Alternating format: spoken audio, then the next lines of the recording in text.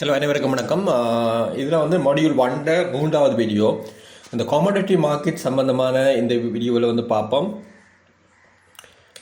இதுக்கு முதல் பார்த்தீங்கன்னா தெரியும், ஸ்டாக் மார்க்கெட், அதாவது இந்த ஃபைனான்சியல் மார்க்கெட் என்றால் என்னென்ன விடயத்தில் ஸ்டாக் மார்க்கெட் பார்த்துட்டோம், ஃபாரெக்ஸ் மார்க்கெட் பார்த்துட்டோம். அடுத்து காமோடிட்டி மார்க்கெட்.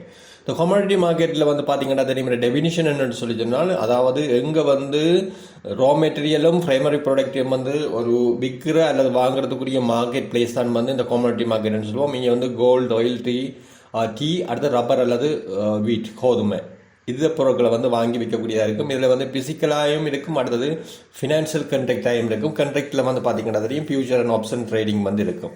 சரிதானே? இந்த ஃபிசிக்கல் எடுத்தது ஸ்பாட் ட்ரேடிங் மாதிரி இருக்கும். ஃபிசிக்கலாக வந்து வாங்கி விற்கிறவர்களும் இருப்பாங்க, ஃபியூச்சராயும் ஆப்ஷனாயும் வந்து வாங்கி விற்கிற முதலீட்டாளர்களும் வந்து இருப்பார்கள். அடுத்தது பார்த்தீங்கன்னா தெரியும், இங்கே வந்து ஷேர்ஸுக்கு பதிலாக வந்து இந்த ரிசோர்ஸ் தான் இருக்கும். நேச்சுரல் ரிசோர்ஸஸ் அல்லது அக்ரிகல்ச்சர் ப்ராடக்ட் வந்து இங்கே வந்து ஷேர்ஸ் மாதிரி இருக்கும். இது வந்து கிலோவிலேயோ அல்லது பரல்களின் அளவுலேயோ வந்து இந்த ஆயில் வந்து பரல் கல்குலேட் பண்ணுவாங்க. மற்ற ப்ராடக்ட் வந்து கிலோஸில் வந்து ப்ராடக்ட் வந்து பண்ணப்படும். அடுத்தது இந்த கமாடிட்டி மார்க்கெட் பர்பஸை பார்த்தீங்கன்னா தெரியும், ப்ரைஸ் டிஸ்கவரி வந்து இது வந்து டிமாண்ட் அண்ட் சப்ளை தான் வந்து ஒரு மார்க்கெட்டை தீர்மானிக்கும். குறிப்பாக வந்து ஆயில் சப்ளை கூட இருக்குமாக இருந்தால் அங்கே வந்து டிமாண்ட் வந்து குறைவாக இருக்கும், ப்ரைஸ் வந்து குறைவாக இருக்கும். அதே மாதிரி சப்ளை அதிகமாக இருந்தால் ப்ரைஸ் வந்து குறைவாக இருக்கும். டிமாண்ட் கூட இருக்குமாக இருந்தால் ப்ரைஸ் வந்து அதிகமாக இருக்கும். இந்த விடயங்கள். அடுத்தது ரிஸ்க் மேனேஜ்மெண்ட்டில் பார்த்தீங்கன்னா தெரியும், இதில் வந்து ஃபார்மர்ஸ், மைனர் அந்த கோல்டை வந்து மைன் பண்ணி எடுக்கிறவங்க, அடுத்தது அக்ரிகல்ச்சர் ப்ராடக்ட்னு அதை ப்ரொடியூஸ் பண்ணி இருக்கிறவங்க வந்து ஒரு பாதுகாக்கக்கூடிய மாதிரி இருக்குது. காரணம் என்னென்னு சொன்னால், அந்த ஃபியூச்சர் கண்ட்ராக்டூடாக வந்து எதிர்காலத்தில் நிறைய பேர் வந்து அதில் வந்து ப்ரைஸை வந்து கண்ட்ராக்டை உருவாக்குறதால இந்த ரிஸ்க் மேனேஜ்மெண்ட் வந்து கொஞ்சம் குறைவாக இருக்குது. அடுத்தது முதலீட்டு வாய்ப்புகள். இந்த கமாடிட்டி மார்க்கெட்டால் வந்து முதலீட்டு வாய்ப்புகள் இருக்குது. நிறைய பேர் இதையே ஒரு பூர்வ தொழிலாக வந்து செய்கிறாங்க. ட்ரேடராக இருக்கலாம், இன்வெஸ்டராக இருக்கலாம். அடுத்தது வந்து எக்கானமிக் இண்டிகேட்டர் வந்து ஒரு மிக முக்கியமான காரணி. ஒரு நாட்டுடைய எக்கானமிக் இண்டிகேட்டர், குளோபல் எக்கானமிக்கை வந்து தீர்மானிக்கிறது கோல்ட் ப்ரைஸ் எல்லாம் வந்து ஒரு இண்டிகேட்டராக வந்து காணப்படுது. அடுத்த வந்து டைப் ஆஃப் கமாடிட்டியில் பார்த்தீங்கன்னா 2 வகையான கமாடிட்டி இருக்குது. இதில் வந்து மேஜர் கேட்டகரி. இதில் வந்து பார்த்தீங்கன்னா தெரியும் hard commodity and soft commodity. இந்த ஹார்ட் கமாடிட்டியில் வந்து gold, silver, crude oil, natural gas, copper, iron வருது. அடுத்து அக்ரிகல்ச்சர் ப்ராடக்ட்டில் வீட்டாக இருக்கலாம், சோளமாக இருக்கலாம், கோதுமையாக இருக்கலாம், டீயாக இருக்கலாம், காஃபியாக இருக்கலாம், ரப்பர், சுகர், இந்த ப்ராடக்ட் வந்து இருக்குது சாஃப்ட் கமாடிட்டியில். அடுத்தது பார்த்தீங்கன்னா தெரியும் டைப் ஆஃப் மார்க்கெட். கமாடிட்டி மார்க்கெட்டில் சொன்ன மாதிரி இந்த ஃபிசிக்கல் மார்க்கெட், ஸ்பாட் மார்க்கெட்னு சொல்லுவோம். அடுத்தது வந்து ஃபியூச்சர் மார்க்கெட், அடுத்து ஆப்ஷன் மார்க்கெட். பெரும்பாலும் இந்த ஃபிசிக்கல் மார்க்கெட்டில் நமக்கு வந்து வராது. பெரும்பாலும் கூட வந்து நம்ம ஃபியூச்சர் மார்க்கெட்டில் ரேட் பண்ணுவோம் அல்லது ஆப்ஷன் மார்க்கெட்டில் ரேட் பண்ணுவோம். அதை ETF வந்து பை அண்ட் செல் பண்ணுவோம். ரைட்?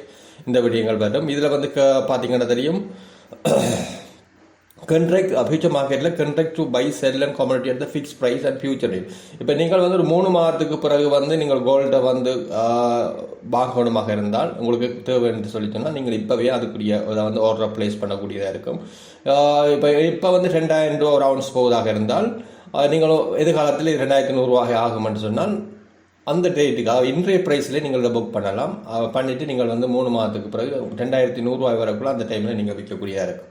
அது ஆப்ஷன் மார்க்கெட்டும் அதே மாதிரி தான் சிஸ்டம். நீங்கள் ஒரு சின்ன ஒரு அமௌண்ட்டை கொடுத்து $5 கொடுத்து நீங்கள் $100 பெற மாதிரியான ஒரு ப்ராடக்டையோ கோல்டையோ வந்து நீங்கள் ஆப்ஷன் ரேட்டிங்கில் அதிகரிக்கும் என்று நீங்கள் பண்ணலாம். நீங்கள் அதிகரிக்குமாக இருந்தால் அந்த ஆப்ஷன்ன்றது ஒரு ப்ரீமியம் தொகை. ஒரு $100 பெற மாதிரியான அதை புக் பண்ணுறதுக்கு நீங்கள் $5 ப்ரீமியமாக செலுத்த வேணும். அதன் பிறகு அவங்களுக்கு அந்த $100 ப்ராடக்டை நீங்கள் எடுக்கலாம் அல்லது எடுக்காமலும் விடலாம். ரைட்? இந்த ஆப்ஷன் ட்ரேடிங் தெரிய வந்து நான் இதில் பார்ப்போம், கண்டினியூவாக வந்து பார்ப்போம். அல்லது இன்னும் ஒரு ப்ரெசன்டேஷனில் நான் உங்களுக்கு இதுக்கு அடுத்த ப்ரெசன்டேஷனில் ஆப்ஷன் ட்ரேடிங் சம்மந்தமாக வரும். அடுத்த இதில் வந்து மேயர் குளோபல் மார்க்கெட் எக்ஸ்சேஞ்சில் வந்து 5 வகையான மார்க்கெட் இருக்குது. இதில் பார்த்தீங்கன்னா தெரியும் சிகாகோ மெர்கன்டைல் எக்ஸ்சேஞ்ச், அடுத்தது லண்டன் மெட்டல் எக்ஸ்சேஞ்சுன்னு சொல்லி இதில் வந்து இண்டஸ்ட்ரியல் மெட்டீரியல், அடுத்தது சிகாகோ மெர்கன்டைலில் வந்து agriculture, energy and metal product எல்லாம் வந்து விற்கிறாங்க கமாடிட்டி. அடுத்தது நியூயார்க் மெர்கன்டைலில் வந்து பார்த்தீங்கன்னா தெரியும் யூஎஸ்னுடையது வந்து அடுத்தது energy and oil and gas. அடுத்தது மல்டி கமாடிட்டி எக்ஸ்சேஞ்சில் வந்து கோல்டு, சில்வர், இது வந்து இந்தியாவுடைய எக்ஸ்சேஞ்ச். அடுத்தது டோக்கியோ கமாடிட்டி எக்ஸ்சேஞ்ச் வந்து டோக்கம் ஜப்பான்றது ரப்பர், ஆயில், ப்ரிஷியஸ் மெட்டல் எல்லாம் வந்து கோல்டு எல்லாம் வந்து விற்கிறாங்க.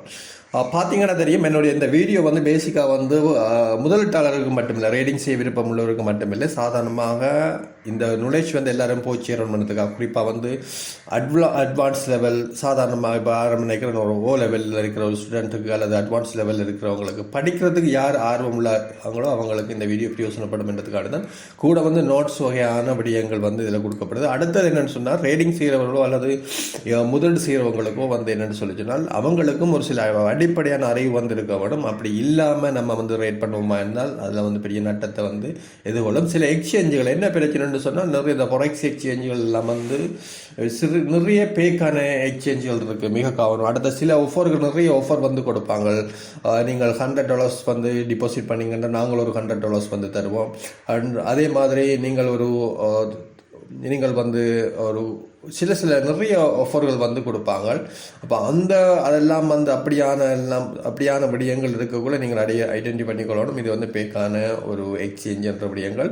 அடுத்தது நிறைய அந்த எங்கே ரெஜிஸ்டர் பண்ணப்பட அந்த எக்ஸ்சேஞ்ச் கமிஷன்களில் யூஎஸ்ஏலையோ இல்லை அமெரிக்காவில், அடுத்தது லண்டன்லேயோ எங்கே வந்து ரெஜிஸ்டர் பண்ணியிருக்கிறாங்க, அவங்களுடைய நிறைய விடயங்களை நீங்கள் செக் பண்ணணும். அடுத்து எவ்வளோ காலம் அந்த மார்க்கெட்டில் இருக்கிறாங்கன்ற விடயங்களை ஐடென்டி பண்ணித்தான் வந்து நீங்கள் ஒரு நல்ல ஒரு எக்ஸ்சேஞ்சை வந்து செலக்ட் பண்ணி நீங்கள் ரேட் பண்ண ஆரம்பிக்கணும். நீங்கள் ரேட் பண்ணுறதா இருந்தால் அடுத்தது நீங்கள் ஆரம்பத்தில் நான் சொல்கிறபடி என்னோட சொன்னால், எந்த ஒரு எக்ஸ்சேஞ்சோ எந்த ஒரு இதில் வந்து நீங்கள் ரேட் பண்ண ஆரம்பிக்கும் போது சின்ன ஒரு சாதாரணமாக பார்த்தீங்கன்னா தெரியும், இந்த ஃபாரெக்ஸ் ட்ரேடிங் அல்லது கமோடிட்டி ட்ரேடிங்கில் ஒரு $10 $15 வந்து நீங்கள் ஸ்டார்ட் பண்ணலாம். ஆகவே அப்படியான ஒரு சின்ன ஒரு அமௌண்ட்டை போட்டு நீங்கள் ஸ்டார்ட் பண்ணி அதில் வந்து இது வந்து பாசிபிளாக இருக்குதா, இதில் வந்து லாபம் எடுக்கக்கூடியமாக இருக்கிறா என்ற விடயத்தை அறிஞ்சு விட்டு தான் வந்து நீங்கள் வந்து முதலீடு செய்ய வேணும். அதுதான் வந்து மிக முக்கியமான விடயம். Right, okay. இதில் வந்து 5 மேஜர் எக்ஸ்சேஞ்ச் இருக்குது. அந்த 5 என்னென்னு பார்த்துட்டோம். அடுத்தது வந்து பார்த்தீங்கன்னா தெரியும் என்ன மாதிரி இதில் ரேடிங் பர்க்கு வந்து ஸ்டார்ட் பண்ணுறேன்னு சொல்லி. இதில் வந்து ஒரு கமாடிட்டியை வந்து ஃபர்ஸ்ட்டாக வந்து நீங்கள் வந்து நான் வந்து ஒரு எக்ஸ்னஸ்ன்ற ஒரு ஆப் வந்து இருக்குது. அதுலேயே வந்து நீங்கள் வந்து இந்த கிரிப்டோ, அடுத்தது கமாடிட்டி, அடுத்தது ஃபாரெக்ஸ் ட்ரேடிங் எல்லாமே அதில் செய்யக்கூடிய இருக்குது. ஃபங்கு, ஷேர்ஸ், இந்த 4 படியும் ஒரு ஆப்பில் வந்து செய்யக்கூடிய இருக்குது.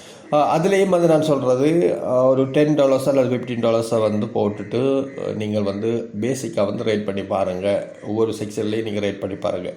நீங்கள் இதில் கட்டாயம் இன்வெஸ்ட் பண்ணணும் அப்படின்ற எந்த விடயங்களும் இல்லை. இது வந்து உங்களுடைய எஜுகேஷன் நாலேஜுக்காக வேண்டி நீங்கள் ட்ரை பண்ணி பாருங்கள். நீங்கள் ட்ரை பண்ணி பார்க்கக்குள்ள அதில் நிறைய விஷயம் இருக்குது. ஏன்னா நம்ம கட்டாயம் வந்து இந்த விடயங்களை வந்து லேர்ன் பண்ணி ஆகணும். என்னென்னு சொன்னால் ஃபியூச்சரில் வந்து மிக முக்கியமாக ஃபியூச்சரில் இதெல்லாம் ஸ்டார்ட் பண்ண எத்தனையோ வருடங்கள் இந்த கமாடிட்டி மார்க்கெட் எல்லாம் நினைக்கிறேன் பெரிய ஒரு 100 வருஷத்துக்கு மேலே வந்து இந்த கமாடிட்டி மார்க்கெட் எல்லாம் இருக்குது. ஆனால் இது வந்து தெரியாமல் நிறைய பேர் இருக்கிறோம். ஆகவே கட்டாயம் நீங்கள் இதுகளில் என்ன மாதிரி இன்வெஸ்ட் பண்ணுறன்ற விடயங்கள் தொடர்பாக நீங்கள் கட்டாயம் அடைஞ்சிருக்க வேணும். ஒரு சின்ன ஒரு அமௌண்ட்டை போட்டு நீங்கள் ரேட் பண்ணி பாருங்கள். அதுக்குரிய ஆரம்பத்தில் வந்து நீங்கள் இதில் வந்து பேசிக்காக வந்து ரேட் பண்ணுறதுக்கு முதல் வந்து பார்த்தீங்கன்னா ஒரு ப்ராடக்டை வந்து வாங்குங்க. ஒரு கோல்டோ அல்லது சில்வரோ ஒரு 1 அல்லது 2 ப்ராடக்டை வந்து வாங்கி அது தொடர்பாக அது என்ன மாதிரி மூவ்மெண்ட் இருக்குது, இந்த கோல்டு மூவ்மெண்ட் வந்து கடந்த 5 வருஷத்தில் எப்படி இருக்குது, இந்த வருடத்தில் எப்படி இருக்குது, 10 வருஷத்தில் எப்படி இருக்குது, 50 வருஷத்தில் எப்படி இருக்குன்னு முதல் அனலைஸ் பண்ணுங்கள். ரைட்டோ, கோல்டு வந்து இந்த ரேஞ்சில் எப்படி மாறி இருக்குது, ஆகவே இது வந்து ஃப்யூச்சரில் எப்படி போகும், இந்த கோல்டு ரிசர்வ் வந்து யார் வச்சிருக்கிறா, எந்த கண்ட்ரி வச்சிருக்கிறா, கோல்டில் ஏன் வாங்குறாங்க மார்க்கெட்ன்ற நிறைய விடயங்களை வந்து நீங்கள் லேர்ன் பண்ணுங்கள். ஒரு ப்ராடக்ட் ஐடென்டி பண்ணிடுங்க, கோல்டோ அல்ல சில்வரோ எடுத்து நீங்கள் அதை வந்து நீங்கள் ரெண்டினியூவாக ரேட் பண்ண அதில் நிறைய விஷயங்கள் வந்து வரும். அப்போ அதில் கூடாக நீங்கள் லேர்ன் பண்ணக்கூடியதாக விஷயங்கள் இருக்கும். ரைட், இதில் வந்து நான் ஃபர்ஸ்ட்டாக வந்து செலக்ட் கமாடிட்டியில் நீங்கள் ஒரு 2 அல்ல 2 ப்ராடக்ட்டை செலக்ட் பண்ணுங்கள். அடுத்தது கண்ட்ராக்டில் நிறைய கண்ட்ராக்ட் இருக்குது. இல்லை நான் சொன்ன மாதிரி ஆப்ஷன் ட்ரேடிங்கில் வந்து ஆப்ஷன் என்ற ஒரு கண்ட்ராக்ட், அடுத்தது இந்த ஃபியூச்சர் கண்ட்ராக்ட் என்ற ஒரு விடயம் இருக்குது. அடுத்தது இந்த ஒவ்வொரு ஃபியூச்சர் கண்ட்ராக்டும் வந்து இதில் வந்து ஒரு ஆயில்னு சொல்லிச்சுன்னா ஒரு பரல் என்ற ஒரு யூனிட் வந்து இதாகும். அதே மாதிரி குவான்டிட்டி என்றது 1 கிலோவில் வந்து இருக்கும். அடுத்தது குவாலிட்டி ஸ்டாண்டர்ட் வந்து அந்த விடயங்கள் இருக்குது. அடுத்த டெலிவரி டேட், ப்ரைஸ் யூனிட் என்ற நிறைய விஷயங்கள் இருக்குது. அந்த விடயங்களை பார்ப்போம் கண்ட்ராக்டில். அடுத்தது வந்து ரேட் வந்து எல்லாம் அதிகமான இதுகள் வந்து புரோக்கர் கூடத்தான் வந்து இந்த ரேடிங் வந்து அதிகமாக நடக்கும். நேரடியாக வந்து வாங்குறத விட ஆன்லைன் பிளாட்ஃபார்மாக இருக்கலாம் அல்லது கமாடிட்டி புரோக்கர் கூடத்தான் வந்து நம்ம வாங்கக்கூடிய இருக்கும். என்ன காரணம்னு சொன்னால், யார் வந்து இப்போ சாதாரணமாக நினைச்சிங்கன்னா ஒரு மார்க்கெட்டில் வந்து நீங்கள் போகிறீங்களா ஒரு மரக்கறியை பார்க்குறீங்க, அந்த ஒரு குறிப்பிட்ட மரக்கறி யார் உற்பத்தி செய்தான்னு நீங்கள் ஐடென்டி பண்ண முடியாது. அதே மாதிரி ஒரு அரிசி நீங்கள் வாங்குறீங்களாக இருந்தால் அந்த அரிசி நெல் உற்பத்தி செய்த விவசாயி யாருன்னு யாருன்னு தெரியாது. அதுக்கு இடையில் இருக்கிற நபர் அது புரோக்கர், அதாவது அந்த அரிசை வந்து வாங்கி கொண்டு நெல்லை அரிசாக மாற்றி விற்கிற ஒரு புரோக்கர் அல்லது ஒரு சப்ளையர், ஒரு ரீட்டைல் ஆளை மட்டும் தான் உங்களுக்கு நேரடியாக தருவார், அது விவசாயி தர மாட்டார். அதே மாதிரி தான் வந்து இங்கேயும் இருக்கும். கோல்டை மைன் பண்ணுற ஒரு சாதாரண அந்த மைன் அவர் வந்து யாருன்னு தெரியாது, அது கம்பெனி யாருன்னு தெரியாது. ஆனால் அதை வாங்கி கொண்டு விற்கிற நபரை மட்டும்தான் நமக்கு தெரியும். அந்த அதுக்கு வந்து கமாடிட்டி புரோக்கர்னு சொல்லுவோம், அல்லது ஆன்லைன் பிளாட்ஃபார்மாக இருக்கலாம். அதில் நீங்கள் வந்து அக்கௌண்ட்டை திறக்கவும் நீங்கள் இந்த கமாடிட்டி ரேட் பண்ணுறாக இருந்தால்.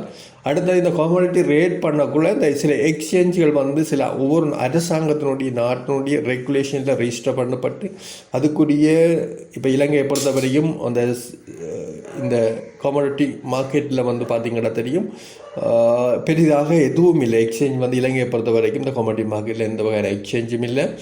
ஆகவே வந்து வெளிநாட்டு இருக்கிற சில கமாடிட்டி புரோக்கரை தான் வந்து நம்ம செலக்ட் பண்ணி வந்து அவங்களுக்கு கூட ரேட் பண்ணக்கூடியதாக இருக்கும். அப்படியானவங்க இலங்கையில் யார் யார் இயங்குகிறாங்க, அவங்க இலங்கைக்குரிய என்ன மாதிரி ரெஜிஸ்டர் பண்ணிக்கிறாங்கன்ற விடயங்களை நீங்கள் ஒரு அனலைஸ் பண்ணிக்கொள்ளுங்கள். அடுத்தது பார்த்திங்கன்னா தெரியும் இந்த ரேட் பண்ணக்குள்ள கமாடிட்டி எக்ஸ்சேஞ்சில் வந்து ஃபியூச்சரில் ரேட் பண்ணலாம், அடுத்த ஆப்ஷனில் ரேட் பண்ணலாம். இந்த ரெண்டு விடயங்களையும் பார்ப்போம். அடுத்தது வந்து இந்த கமாடிட்டி மார்க்கெட்டில் பார்த்திங்கன்னா தெரியும் ஒரு சின்ன ப்ரைஸ் மூமெண்ட் தான் இருக்கும். அதாவது பெரிய அளவு ப்ரைஸ் வந்து இருக்காது, சின்ன ப்ரைஸ் மூமெண்ட் தான். ஆனால் அது என்னன்னு சொல்லி சொன்னால் நீங்கள் ஒரு பார்த்திங்கன்னா தெரியும் ஒரு சின்ன ஒரு ப்ரைஸில் ஏற்படுற மாற்றம் வந்து இப்போ பார்த்திங்கன்னா தெரியும் இந்த ஃபாரெக்ஸ் ட்ரேடிங்கில் இப்போ ஒரு ஈரோவுக்கு 110, ஒரு ஈரோட பெறுமதி $110, அதாவது ஒன்றுக்கு 110 சொல்லி சொன்னால் அது ஒன்றுக்கு 111 ஒரு யூனிட் அதிகரித்தாலே அது வந்து பெரிய அளவு மாற்றத்தை ஏற்படுத்தும். ஏனென்று சொன்னால் பெரிய ஒரு அமௌண்ட்டை வந்து நம்ம வாங்குவோம், அதாவது சின்ன ஒரு அமௌண்ட்டை பயன்படுத்தி ஒரு $10 பயன்படுத்தி நம்ம ஒரு $10,000 பெறுமதியான ஒரு ஃபாரின் எக்ஸ்சேஞ்சு கரன்சியை வாங்கக்குள்ள நமக்கு அதில் வார ப்ராஃபிட் பெர்சன்டேஜ் வந்து அதிகமாக இருக்கும். அது என்ன விடயம் பண்ணுறது நான் அதுக்கு முன்னுக்கும் நான் உங்களுக்கு காட்டிக்கிறேன். அதே மாதிரி செட்டப் தான் வந்து இந்த கமாடிட்டி மார்க்கெட்லேயும் இருக்கும். அடுத்தது இந்த மானிட்டர் த ப்ரைஸ் மூமெண்ட்டில் வந்து கமாடிட்டி ப்ரைஸ் வந்து டிபெண்ட் ஆன் வந்து இதில் வந்து நிறைய விஷயங்களில் வந்து அவருடைய ப்ரைஸ் வந்து மாறுபடும். ஆரம்பத்தில் சொன்ன மாதிரி இந்த டிமாண்ட் அண்ட் சப்ளை மிக முக்கிய காரணமாக இருக்கும். அதனுடைய ப்ரைஸை தீர்மானிக்கிறதுக்கு சில அக்ரிகல்ச்சர் ப்ராடக்ட் இருந்தீங்கன்னு சொன்னால் அந்த சில வறட்சிகள் காரணமாக வந்து விளைச்சல் குறையமாக இருந்தால் அந்த கமாடிட்டி ப்ராடக்ட் ப்ரைஸ் வந்து அதிகமாக இருக்கும். அடுத்தது குளோபல் டிமாண்ட் அண்ட் சப்ளை. அடுத்த வெதர் கண்டிஷன் வந்து கூட வந்து இந்த அக்ரிகல்ச்சர் ப்ராடக்ட்டை தீர்மானிக்கும். அடுத்து இந்த ஆயிலை தீர்மானிக்கிற ஆயில் ப்ரைஸை வந்து ஆயில் சப்ளைன்னு சொல்லுவோம். ஈராக் யுத்தங்கள் நடக்கக்குள்ள பார்த்திங்கன்னா தெரியும் ஆயில் ப்ரைஸ் வந்து ஹை ஆனது. ஏன்னா அங்கே டிமாண்டுகள் பிரச்சனை, டிமாண்ட் வந்து குறைஞ்சது காரணமாக இப்போ சில ஷிப்மெண்ட்கள், அதாவது இந்த கடலுக்குள்ளால் கப்பல்களை கொண்டு இந்த ஆயில் சப்ளை பண்ணுற சப்ளை செயின்கள் வந்து பாதிக்கப்படுறதாலேயும் வந்து இந்த பிரச்சனைகள் ஏற்படும். அந்த வெதர் கண்டிஷன்கள், அடுத்த ஜியோ பொலிட்டிக்கல் ஈவென்ட்ஸ் சொல்கிற அந்த விடயங்கள் தான் யுத்தங்கள் சம்பந்தமாக நடக்கிற விடயங்கள். அடுத்து கரன்சி ஃப்ளக்சுவேஷன்ஸ் வந்து நடக்கிற விடயங்கள், அதாவது US$ இடையிலான பெறுமதி அதிகரிப்பு, மற்றது யூரோப்பியன் யூனியனுடைய கரன்சியினுடைய பிரைஸ் மாற்றங்கள், இந்த விடயங்களாலேயும் வந்து இந்த மாற்றங்கள் நடக்கும். அடுத்தது close and settle the contract வந்து அந்த விடயங்கள் இருக்குது. நம்ம இதில் வந்து ஒன்று சின்ன பிசிக்கல், அதாவது செட்டில் கேஷ் வந்து இதில் பிசிக்கலாக வந்து நம்ம நோ பிசிக்கலான டெலிவரி வந்து இருக்காது. அடுத்தது நம்ம கேஷில் வந்து செட்டில் பண்ணுவோம், ஆன்லைனுக்குள்ளாலே இதுக்குள்ளால செட்டில் பண்ணுவோம். அடுத்தது ஸ்பாட் ட்ரேடிங் என்று சொன்னால் சில ரியலான இதில் வந்து அவங்க வந்து ப்ராடக்ட் டெலிவரி பண்ணுவாங்க. இப்போ எக்ஸாம்பிள் கோதுமையாக இருக்கலாம், மற்ற இது வந்து நிறுவனங்கள் இதில் வந்து ஃப்யூச்சர்லேயும் அதுலேயும் வந்து வராது. ஸ்பாட்டில் ட்ரேடிங் பண்ணுவீங்களாக இருந்தால் இப்போ நமக்கு இது சாத்தியம் இல்லை விடயங்கள், அதாவது ப்ராடக்டை வந்து நம்ம டெலிவரி பண்ணுறதோ. இப்போ நம்ம கோதுமை எக்ஸாம்பிள் நீங்கள் யோசிப்பீங்க, இதில் வந்து கோல்டை நீங்கள் வாங்கிட்டீங்கன்னு சொன்னால் அந்த கோல்டு வந்து ரியலாக உங்களுக்கு டெலிவரி ஆகுமான்ற இந்த விடயங்கள்லாம் இருக்குது. இப்போ அது வந்து இல்லை, அதை வந்து பெரிய அளவில் வந்து ரேட் பண்ணுறவர்கள் வந்து நிறுவனங்களுக்கு அதுக்குரிய வழிமுறைகள் இருக்குது. இப்போ சாதாரணமாக நம்மளை போல் ரேடர்களுக்கு அந்த விடயங்கள் இல்லை. சரியா? அடுத்தது வந்து கோல்டு ஃபியூச்சர் ரேட்டில் வந்து பார்த்திங்கன்னா தெரியும் கோல்டு ட்ரேடிங் வந்து $US இப்போ per ounce வந்து $2,000 வந்து போகுது வச்சுக்கொண்டமாக இருந்தால் இதில் வந்து என்ன விடயம் என்று சொல்லி சொன்னால் இந்த இப்போ நம்ம வந்து ஃபியூச்சர் கான்ட்ராக்டை வந்து புக் பண்ணுவோம். அதாவது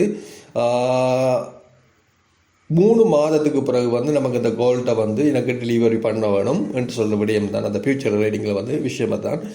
இப்போ நம்ம ஒரு கண்ட்ராக்ட் பை பண்ணுறோம், ஃபியூச்சர் கண்ட்ராக்ட் பை பண்ணுறோம். எனக்கு கோல்ட் வந்து 3 மாதத்துக்கு பிறகு நீங்கள் தாங்க 2000 ரூபா ப்ரைஸுக்கு தரணும்னு சொல்லி வந்து நம்ம புக் பண்ணுறோம், இந்தியாவில் வந்து புக் பண்ணுறோம்னு சொல்லி சொன்னால் நமக்கு அந்த ப்ரைஸ் வந்து என்ன நடக்குதுன்னு சொன்னால் அந்த கோல்டு ப்ரைஸ் வந்து 2100 ஆகிருமென்று சொல்லி சொன்னால் நம்ம வந்து 1 அவுன்ஸுக்கு வந்து நமக்கு ப்ராஃபிட் வந்து $100 வந்து நமக்கு கிடைக்கும். இதுதான் அந்த விடயம். அதே நேரம் வந்து இந்த ப்ரைஸ் வந்து இப்போ கரண்ட் வந்து சப்போஸ் வந்து அதாவது எதிர்பார்க்குற ரைட் ஓகே இப்படித்தான் இந்த 3 மாதத்துக்கு பிறகு நமக்கு தெரியும் 3 மாதத்துக்கு பிறகு ஒரு குறிப்பிட்ட ப்ரைஸுக்கு அதிகரிக்கும் மட்டும் தெரியும். ஆனால் இப்போ வந்து என்ன செய்யும், இப்போ 2000 ரூபாய்க்கு இருக்குது, இந்த டைமில் நம்ம புக் பண்ணுறோம், ஃபியூச்சர் ரேடிங் எடுக்கிறோம், கண்ட்ராக்ட் வந்து கொடுக்குறோம். நம்ம 3 மாதத்துக்குரிய 3 மாதத்துக்கு பிறகு தான் அந்த கண்ட்ராக்டுரிய திகதியை தீர்மானிக்கிறோம். அந்த டைமில் நமக்கு அன்னளவாக தெரியும் இது 2100 ரூபாய் ஆகலாம் என்று நினச்சிட்டான் வந்து நம்ம அந்த புக் கண்ட்ராக்டை வந்து புக் பண்ணுறோம்.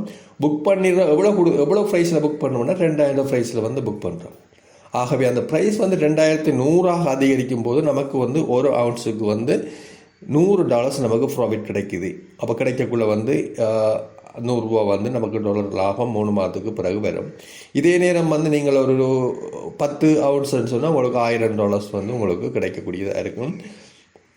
அதே நேரம் வந்து இது குறைவாக இருந்தால் வந்து பார்த்தீங்கன்னா உங்களுக்கு 100 வந்து உங்களுக்கு லாஸ் வந்து நடக்கும். இந்த 4 அவுன்ஸுக்கு வந்து 1900 மாறும்ண்டா குறையுமாக இருந்தால். இதுதான் இந்த ஃபியூச்சர் ரேடிங்கில் விடயம். அடுத்தது வந்து கமாடிட்டி ரேட் பண்ணக்குள்ள இருக்கிற அட்வான்ஸ் வந்து பார்த்தீங்கன்னா தெரியும். நம்மளோட நிறைய ப்ராடக்ட் நான் சொன்ன மாதிரி டைவர்சி பண்ண நம்ம இன்வெஸ்ட்மெண்ட் போர்ட்ஃபோலியோ வந்து டைவர்சி பண்ணலாம். அதாவது கோல்டில் மட்டும் இல்லாமல் சில்வர் மற்ற கோயில் வேறு விடயங்களில் வந்து நம்ம இன்வெஸ்ட் பண்ணக்கூடியதாக இருக்கும். அடுத்தது இன்ஃப்ளேஷனுக்கு எதிரான ஒரு பாதுகாப்பு. சாதாரணமாக பணவீக்கம் வந்து நமக்கு பெரிய அளவில் தாக்கம் செலுத்த பணவீக்கம் நடக்கக்குள்ள இந்த பொருட்களோட விலையும் வந்து அதிகரிக்கும். ஆகவே வந்து நமக்கு அந்த பணவீக்கம் என்பது பெரிய அளவில் வந்து தாக்கம் செலுத்தாது. அடுத்து குளோபல் டிமாண்ட் வந்து நம்ம இந்த ரேட் பண்ணுற எல்லாம் குளோபல் மார்க்கெட்டுடைய டிமாண்ட் அண்ட் சப்ளையை பேஸ் பண்ணி. ஆகவே வந்து நிறைய நிலையான சில வாய்ப்புகள் வந்து இதில் வந்து உருவாக்கப்படும். அடுத்தது டிரான்ஸ்பரன்ஸ், அடுத்து ரெகுலேட்டர் மாடல். இது வந்து பெரிய அளவில் யாரும் வந்து ஒரு அரசாங்கமோ யாரோ ஒரு குறிப்பிட்ட நபருக்கு வந்து பெரிய அளவில் இன்ஃப்ளூயன்ஸ் பண்ணலாம். இது வந்து ஒட்டுமொத்த டிமாண்ட் அண்ட் சப்ளையை தீர்மானிக்கும். அதே நேரம் இந்த ஜியோ பொலிட்டிக்கல்னு சொல்லுவோம், அரசியல் வெளிநாடுகள் நடக்கின்ற சில யுத்தங்கள் மற்றும் காரணங்கள் வந்து அதனூடாக சில பாதிப்புகள் வரும். அடுத்தது ரிஸ்க் கண்டிஷன் பார்த்தீங்கன்னா தெரியும். ஹைலி வாலடைல் ப்ரைஸ் வந்து ப்ரைஸ்கள மாற்றங்கள் அதிக அளவாக இருக்கும். சில வழியில் கூடும், சில வழியில் மிகப்பெரிய லாஸ் வந்து நடக்கும். பார்த்தீங்கன்னா தெரியும் அண்மையில் கோல்டு ப்ரைஸ் வந்து மிக ஹையானது, திரும்ப வந்து ஒரு சடனான கிராஷ் வந்து கிடைச்சது. அதில் ஏற்படுற கிராஷ் வந்து பெரிய நம்மளுடைய முதலீட்டாளர்களில் பாரிய அளவு முதலீட்டில் வந்து பாரிய அளவு செல்வாக்கு செலுத்தலாம். அடுத்தது நம்ம லெவரேஜ் ரேட் பண்ணுறோம். குறிப்பாக வந்து நமக்கு $100 தான் நீங்கள் இப்போ பண்ணுறீங்க. ஆனால் உங்களுக்கு வந்து $100 அளவான நீங்கள் கோல்டில் இன்வெஸ்ட் பண்ணலாம். ஆனால் நீங்கள் என்ன செய்கிறீங்கன்னு சொன்னால் அந்த லெவரேஜ் ரேட் பயன்படுத்தி நீங்கள் $1000 அல்லது $10,000 பெறுமதியான கோல்டை வந்து நீங்கள் வாங்குனீங்கன்னா அப்போ அந்த டைமில் வந்து உங்களுக்கு வந்து லாஸ் வந்து உங்களுக்கு பாரிய லாஸ் சடனாக ஒரு ப்ரைஸ் வந்து கிராஷ் ஆகும்னு சொல்லி சொன்னால் உங்களுக்கு உங்களுடைய $100 வந்து 0 ஆயிடும். அப்படி உங்களுடைய ப்ரீமியம் அமௌண்ட் வந்து முதலீட்டு அமௌண்ட் வந்து அப்படியே 0 ஆயிடும். ஆகவே பெரிய ஒரு லாஸ் வந்து உங்களுக்கு நடக்கும். ஆனால் அதே நேரம் நீங்கள் $100 பெறுமதியான கோல்ட்டை வாங்கி வச்சுட்டு நீங்கள் அதை விற்கக்குள்ள வந்து உங்களுக்கு நீங்கள் ப்ரைஸ் வந்து $101 ஆகிட்டு அல்ல $110 ஆகிட்டுன்னு சொன்னால் உங்களுக்கு $10 தான் உங்களுக்கு லாபம் கிடைக்கும். அதே நேரம் $90 $98 ஆகும்னா உங்களுடைய லாஸ் வந்து ஒரு $10 தான் பெறும். ஆனால் அந்த லெவரேஜ் ட்ரேடிங்கில் நீங்கள் $1000 செய்யும்போது அதில் $1100 நடக்குமாக இருந்தால் உங்களுக்கு $100 ப்ராஃபிட் வந்துடும். ஆனால் இந்த $900 அல்லது $950 ஆகுமா இருந்தாலும் உங்களுடைய $50 லாஸ் வந்து உங்களுடைய 100லேருந்து கழியுமாக இருந்தாலும் உங்களுக்கு $50 வந்து உங்களுக்கு பெரிய ஒரு லாஸாக வந்து உங்களுக்கு கருதப்படும். ஆகவே சில வழியில் 900 மாறிட்டேன்னு சொல்லி சொன்னால் இந்த கோல்டு ப்ரைஸ் வந்து அதாவது 1000க்கு 900 இருந்தால் உங்களுடைய $100 வந்து 0 வந்து மாறிடும். அந்த விடயம் வந்து இந்த லெவரேஜ் ட்ரேடிங்கில் வந்து இருக்குது. அடுத்த இந்த சப்ளை அண்ட் டிமாண்ட் சைக்கிள் பற்றி உங்களுக்கு சாதாரணமாக தெரியும்.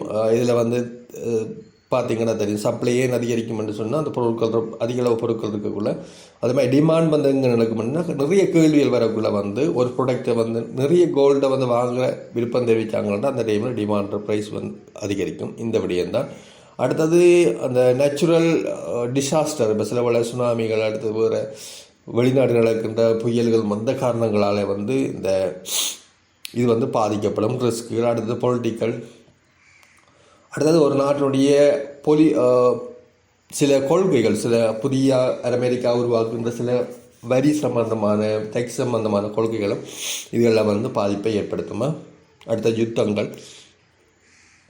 சரி, அடுத்த மிக முக்கியமான விஷயம் வந்து முதலீட்டாளருக்குரிய விடயங்கள் வந்து எப்படி நம்ம இதில் ஸ்ரீலங்காவில் வந்து ரேட் பண்ணுற என்ற விடயம் வந்து.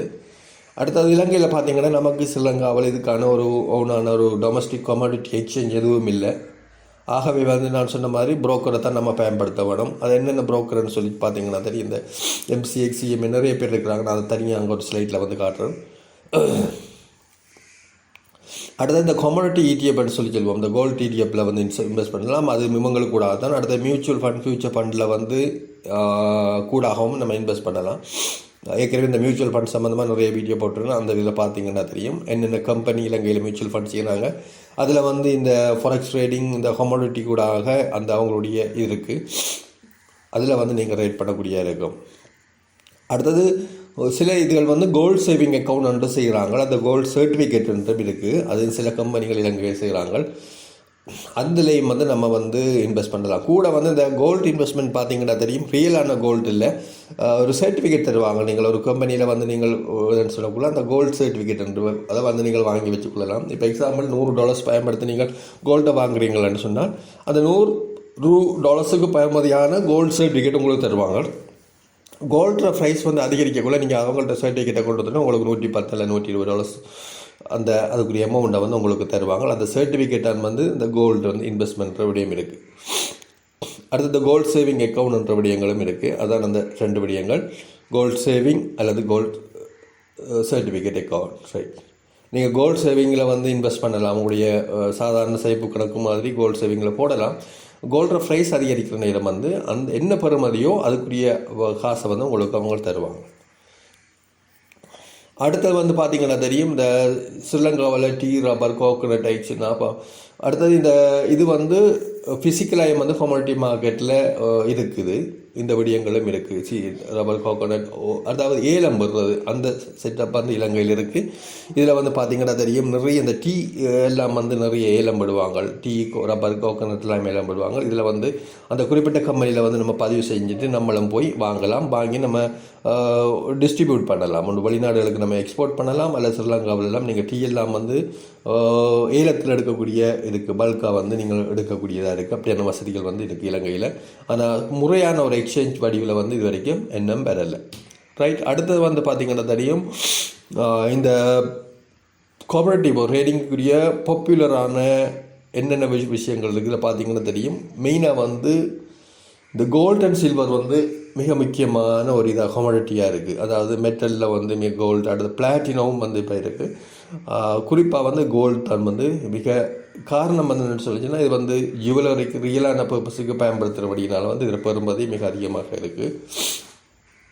அடுத்தது இதற்குரிய ஃபினான்ஷியல் வேல்யூவும் வந்து இருக்கிறபடினால வந்து இதை வந்து கூட பேர் நிறைய பேர் முதலீட்டு பர்பஸுக்காகவும் வந்து கோல்டுகளை வந்து வாங்கி வைக்கிறாங்க.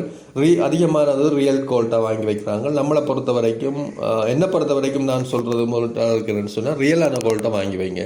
இந்த பேப்பர் கோல்ட்டோ மற்ற பிளாட்ஃபார்ம்களில் நீங்கள் ETF வாங்கி வைக்கிறத விட ஒரு ரியலான கோல்ட்டாக வந்து வாங்கி வச்சிங்கன்னா உங்களுக்கு தெரியும், ரைட், ஓகே, நம்மளோட கையில் தான் இந்த இருக்குது. அடுத்தது நகைகள்ன்றதை விட அடுத்த லெவலில் நீங்கள் பிஸ்கட்டாவோ கோயினாக வந்து வாங்கி வைக்கலாம். 24 கரெக்ட் கோயின் அல்லது வேறு 22 அல்லது 24 அந்த ஃபார்மில் வந்து கோயின்களாக வந்து நீங்கள் வாங்கி வைங்க. அது வந்து ஒரு நல்ல ஒரு சேஃப்டி. உங்களோட முதலிடம் கூட கையில் இருக்குமே என்று சொன்னால் மற்றவங்களை நம்பி, ரைட், நம்ம யார் ஒரு கம்பெனியை நம்பி இல்லாமல் உங்களுடைய பெறுமதி, உங்களுடைய இன்வெஸ்ட்மெண்ட் வந்து உங்களுக்கு கையில் இருக்குது. அடுத்தது வந்து இந்த எனர்ஜியை பார்த்திங்கன்னா தெரியும். எனர்ஜியில் மெயினாக வந்து ட்ரெண்ட் இருக்குது. இந்த குரூட் ஆயிலும், அடுத்தது மசகன்னு, அடுத்தது பார்த்திங்கன்னா தெரியும் நேச்சுரல் கேஷ். இது வந்து மெயினான எனர்ஜி ஃபார்மாக இருக்குது. அடுத்து அக்ரிகல்ச்சரில் இந்த கார்ன், சுகர், பீட், கோதுமை, எல்லாம் டீ, காஃபி, இதெல்லாம் வந்து ஃபுட் இண்டஸ்ட்ரியை பொறுத்த வரைக்கும். அடுத்த இண்டஸ்ட்ரியலில் பார்த்தீங்கன்னா தெரியும் கொப்பர், அலுமினியம், சின் இந்த விடயங்கள் வந்து இது வந்து எங்கெங்கே யூஸ் பண்ணுறாங்கன்னு சொன்னால் கன்ஸ்ட்ரக்ஷன் இதுகளுக்கு, அடுத்து எலக்ட்ரானிக் பர்பஸ்களுக்கு. அப்போ இவ்வளவும் வந்து 4 வகையான கேட்டகரி. இந்த 4 வகையான காமடிட்டி என்னென்ன இருக்குது, அடுத்தது எங்கே பயன்படுத்துறதால இது டிமாண்ட் அண்ட் சப்ளை வந்து அதிகரிக்கின்ற விடயங்கள் வந்து இருக்குது. அடுத்தது கமாடிட்டி ப்ரைஸ் இன்ஃப்ளூயன்ஸ் வந்து பார்த்தீங்கன்னா தெரியும் குளோபல் டிமாண்ட் அண்ட் சப்ளை ஏற்கனவே சொன்னது.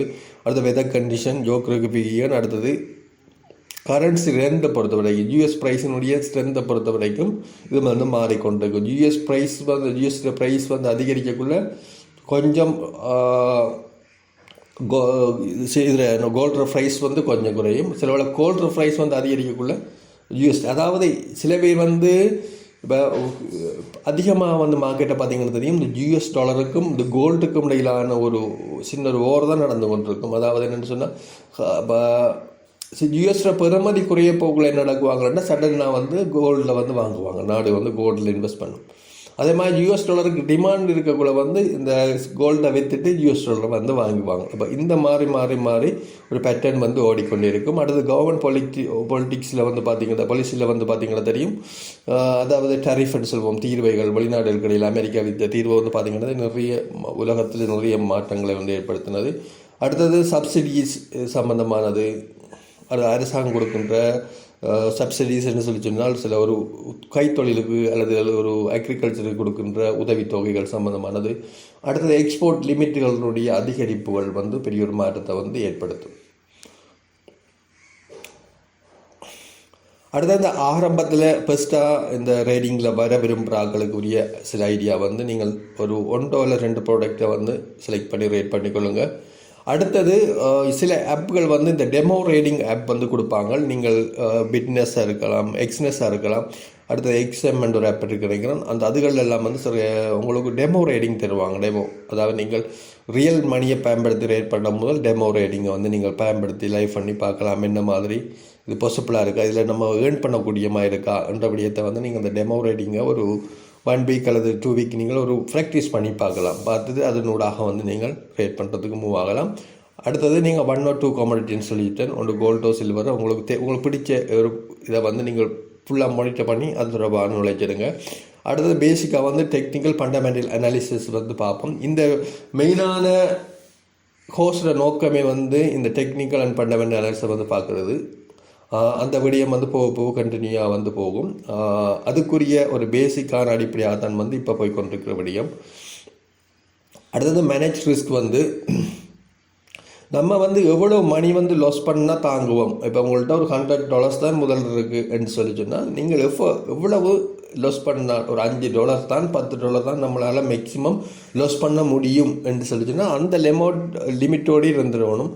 நம்ம போடுற $100 இல்லாமல் போகிற அளவுக்கு நீங்கள் அந்த வகையான நடவடிக்கையும் மேற்கொள்ளக்கூடாது. ஆகவே ரைட் ஓகே, அந்த நீங்கள் $100 இன்வெஸ்ட் பண்ணுறீங்க, ஒரு $95 வந்து நீங்கள் ஸ்டாப் லாஸை வந்து அடிச்சு ப்ளேஸ் பண்ணிடணும். ரைட் ஓகே, என்னால் $5 தான் லாஸ் பண்ண முடியும், இதுக்கு கீழே போனால் என்னால் முடியாதுன்னா அந்த டைமில் நீங்கள் லாஸ் பண்ணிவிட்டு நீங்கள் மார்க்கெட்டை விட்டு வந்துடணும் வெளியே. அதுக்கு மேலே நீங்கள் இன்னும் குறைஞ்சிட்டு திரும்ப கூடுமென்ற எதிர்பார்ப்பு எதுவும் இல்லாமல் உங்கள் ஒரு நிலையான மனநிலையை உருவாக்கணும். ரைட் ஓகே, என்ன $100 இன்வெஸ்ட் பண்ணிக்கிறேன், $5 தான் என்னால் வந்து இழப்பை தாங்கக்கூடியதாக இருக்குது. ஆகவே $5 நீங்கள் லாஸ் பண்ண கூட $95 நீங்கள் ஸ்டாப் லாஸ் அடிச்சுட்டு நீங்கள் மார்க்கெட்டில் அப்படியே பார்த்து கொண்டு இருக்க வேண்டியது. ஏன் மார்க்கெட் கீழே வந்தால் அந்த $5 மட்டும் உங்களுக்கு நட்டமடையக்கூடிய வாய்ப்பு இருக்குது. அப்போ அந்த மார்க்கெட் ரிஸ்க்கை நீங்கள் சரியாக புரிந்து கொள்ளணும். அடுத்தது வந்து குளோபல் நியூஸ்கள் வந்து கட்டாயம் வந்து ஃபாலோ பண்ணணும். இதில் நிறைய குளோபல் நியூஸ்கள் இருக்குது.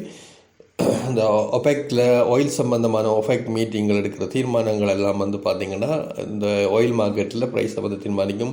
அடுத்த வெதர் ரிப்போர்ட்டுகள், ரேட் பாலிட்டிக்ஸ்ன்றது வந்து இதில் வந்து நிறைய தீர்மானங்கள் இருக்குது. அடுத்தது சில இலங்கையில் அடையாளம் காணப்பட்ட சில புரோக்கர்கள் வந்து அந்த எக்ஸ்னஸ்ன்றது வந்து நான் சொன்னேன், இதில் மல்டி அசட் புரோக்கர் இவங்களில் ஃபாரெக்ஸ், சிடிஎஃப், கமோடிட்டி, இண்டெக்ஸ், ஸ்டாக்ஸ் எல்லாம் வந்து இதில் வந்து மிக முக்கியமான எல்லாம் வந்து இந்த இவங்களோட எக்ஸ்னஸில் இருக்குது. இவங்களோட சிங்கப்பூரை பேஸ் பண்ணி ரெஜிஸ்டர் பண்ணப்பட்ட ஒரு கம்பெனி. இது வந்து நான் செஞ்சது பிரச்சனை இல்லாத ஒரு கொஞ்சம் நினைக்கிறேன். என்னை பொறுத்த வரைக்கும் எக்ஸ்னஸை நீங்கள் பழகிறதுக்கு நீங்கள் இவங்கள ட்ரை பண்ணி பாருங்கள். எக்ஸ்னஸ் கூட ரெஜிஸ்டர் பண்ணுங்கள். பாஸ்போர்ட் தான் நல்ல டிரைவிங் லைசன்ஸ் ஐடி கொடுக்க வேணும். அது என்ன மாதிரி சொல்லி காட்டுறோம். அடுத்து ஐசி மார்க்கெட்டுன்ற ஒரு ப்ரோக்கர் இருக்கிறாங்க. அடுத்து எக்ஸ்எம்ன்ற ஆப்பும் வந்து இவங்க வந்து ட்ரேட் பண்ணக்கூடிய எக்ஸ்டிபி என்று இவங்க எனக்கு பெருசாக தெரியாது. அடுத்தது பெப்பர் ஸ்டோன்ன்ற இதுவும் இருக்குதான், இதுவும் வந்து எனக்கு பெரிய தெரியாது. இந்த மெயினாக வந்து நான் உங்களுக்கு சொல்கிறது, நீங்கள் ரேட் பண்ண பழக போகிறீங்களாக இருந்து அந்த எக்ஸ்என்எஸை யூஸ் பண்ணுங்கள். பண்ணி ஒரு சின்ன ஒரு அமௌண்ட் 5 இல்லை 10 இல்லை $15 வந்து நீங்கள் இன்வெஸ்ட் பண்ணி ரேட் பண்ணி பழகிக்கொள்ளுங்கள். கட்டாயம் நீங்கள் இதெல்லாம் செய்ய மண்டல உங்களுக்கு விரும்பின மாதிரி பண்ணிக்கொள்ளலாம். இதை விட நிறைய யூடியூப்பில் நிறைய வீடியோக்கள் இருக்குது. அல்லது நீங்கள் கூகுளில் நிறைய விஷயங்கள் தெரிஞ்சிங்கன்னாலும் என்னென்ன மார்க்கெட் ஸ்ரீலங்கையில் அவையில் ஸ்ரீலங்காவிலேருந்து ரேட் பண்ணக்கூடிய என்னென்ன ப்ரோக்கர்ஸ் இருக்கிறாங்கன்ற டீட்டெயில் வந்து உங்களுக்கு கிடைக்கும். அதனோடாக நீங்கள் ரேட் பண்ணி கொள்ளலாம். அடுத்தது எக்ஸ்என்எஸை வந்து நீங்கள் ஸ்ரீலங்காவிலேருந்து நீங்கள் யூஸ் பண்ணணும். எக்ஸாம்பிள் தானே இது பண்ணிடுறீங்க தான். நீங்கள் ஃபர்ஸ்ட்டாக வந்து எக்ஸ்என்எஸில் நம்ம ஸ்ரீலங்கன் ரெசிடென்ஸ் வந்து ஓப்பன் பண்ணக்கூடியதாக இருக்கும். இதில் வந்து சைன் அப் பண்ண வேணும். இதில் வந்து அடுத்தது கேஒய்சி வந்து கம்ப்ளீட் பண்ணணும். அதுக்கு வந்து உங்களுடைய பாஸ்போர்ட் இல்லை ஐடி ப்ரூஃப் வந்து கொடுக்க வேணும். ஐடி வந்து இங்கிலீஷ் இருக்குன்னா பெட்டர். அடுத்தது ப்ரூஃப் ஆஃப் ரெசிடென்ஸ் கொடுக்க வேணும். அதுக்கு வந்து உங்களுடைய டெலிஃபோன் பில் அதை ஏதோ ஒன்று கொடுத்து நீங்கள் கொடுக்கலாம். அல்லது அவங்களோட ஐடி கார்டு ஏதோ ஒன்று சப்மிட் பண்ண வேணும். வெரிஃபிகேஷன் பண்ணிட்டு தான் உங்களுக்கு 1 வீக் டைமில் வந்து உங்களுடைய அக்கௌண்ட் ஓப்பன் பண்ணணும், ஓகே பண்ணுவாங்க. அடுத்த இந்த விட்ரோவல் மெத்தட் வந்து கொஞ்சம் காம்ப்ளிகேட்டடாக இருக்கும். அங்கே ஃபண்டை வந்து அதுக்கு கொண்டு போகிறது பேங்க் ட்ரான்ஸ்ஃபர் வந்து நீங்கள் அது தொடர்பாக நீங்கள் உள்ளுக்கு போனீங்கடா தெரியும். அல்லது நீங்கள் கிரிப்டோ கரன்சியோ ஏதோ வகையில் நீங்கள் அங்கே வந்து கொண்டு போகணும். அடுத்தது இதில் வந்து லிவரேஜ் என்னான, ஸ்ப்ரெட் என்னான, ஸ்வெப் என்னான, கமிஷன், அடுத்த கமிஷனில் ஒரு ரேட் பண்ணக்குள்ள எவ்வளோ கமிஷன்ற விடயங்களையும் வந்து நம்ம ரேட் பண்ணக்குள்ள நீங்கள் புரிஞ்சுக்கொள்ளணும். அடுத்தது வந்து விட்ரோவல், நம்ம காசெல்லாம் கொண்டு போய் இன்வெஸ்ட் பண்ணிட்டோம், ப்ராஃபிட்டும் ஏர்ன் பண்ணிட்டோம், அந்த காசை திருப்பி கொண்டு வரக்கூடிய மாதிரி இருக்கான்ற விடயங்களை வந்து பார்க்கணும். அது என்ன மாதிரி என்ற விடயங்களை நீங்கள் அவதானத்தை செலுத்தணும் நீங்கள் இந்த ரெஜிஸ்டர் பண்ணக்குள்ள. அடுத்தது ஃபர்ஸ்ட்டாக வந்து நீங்கள் சொன்ன மாதிரி இதில் டெமோ அக்கௌண்ட்டை வந்து நீங்கள் ட்ரை பண்ணி பார்க்கணும். டெமோவில் உங்களுக்கு 30,000 ஒரு ஃபேக் கரன்சி தருவாங்க. $30,000 வரைக்கும் இந்த ஃபேக் கரன்சி கிட்ட தருவாங்க. அதை வச்சு நீங்கள் ரேட் பண்ணி பார்க்கலாம் என்ன மாதிரி என்று. அடுத்த ரிஸ்க் வந்து ஒரு நீங்கள் ரேட் பண்ணுற 24 hours எப்போ ரேட் பண்ணுறீங்களோ அவ்வளோ நேரம் அந்த ரிஸ்க் பற்றிய அவேர்னஸ் வந்து உங்களுக்கு இருக்கணும். ரிஸ்க் வந்துடும்படியே மிச்சிக்கணும். அடுத்து அந்த லிவரேஜ் ட்ரேடிங் பண்ணக்குள்ள வந்து அந்த எவ்வளவு வரைக்கும் நீங்கள் லாஸ் பண்ணலாம், அதாவது உங்களால் தாங்கக்கூடிய இழப்பை வந்து தாங்கக்கூடியதாக இருக்கின்ற விடயங்களை நீங்கள் கவனத்தில் கொள்ளணும்.